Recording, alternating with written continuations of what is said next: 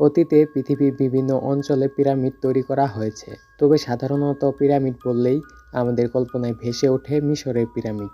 প্রায় ৪,৫০০ বছর আগে নির্মাণ করা এই বিস্ময়কর স্থাপনার কাঠামো এবং নির্মাণ রহস্য নিয়ে এখনও কৌতূহলের শেষ নেই। সকল ধরনের আধুনিক প্রযুক্তি ব্যবহার করেও বর্তমান যুগে এত বড় নির্মাণ এক বিশাল চ্যালেঞ্জ। প্রাচীন মিশরে রাজাদের উপাধি ছিল ফারাও বা ফেরাউন। ফেরাউনদের মৃত্যুর পর তাদের মৃতদেহ মমি করে পিরামিডের ভেতরে সমাহিত করা হতো। প্রত্যেক ফেরাউনই তার আগের ফেরাউনের চেয়ে সেরা পিরামিড তৈরি করতে চাইত, কারণ তারা মনে করত ফেরাউনরা মৃত্যুর পর মৃতদেহ রাজা হিসেবে নতুন দায়িত্ব পালন করে। তাদের মতে পিরামিড হলো ফেরাউনদের পুনর্জন্মের প্রবেশদ্বার। ন্যাশনাল জিওগ্রাফিতে প্রকাশিত এক প্রবন্ধের তথ্য মতে মিশরিয়া বিশ্বাস করত যতদিন ফারাওদের দেহ সংরক্ষণ করা যাবে ততদিন তারা স্বর্গে বসবাস করবে।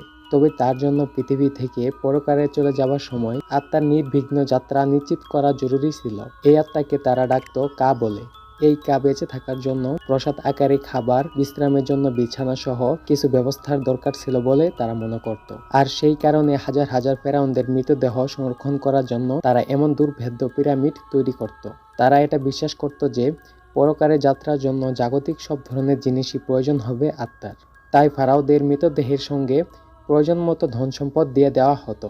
পৃথিবীর সবচেয়ে বিখ্যাত পিরামিডের অবস্থান মিশরের গিজার মালভূমিতে। মিশরে ছোট বড় মিলিয়ে প্রায় ১০০টির বেশি পিরামিড রয়েছে। এগুলোর মধ্যে সবচেয়ে বড় পিরামিড হল খুফুর পিরামিড।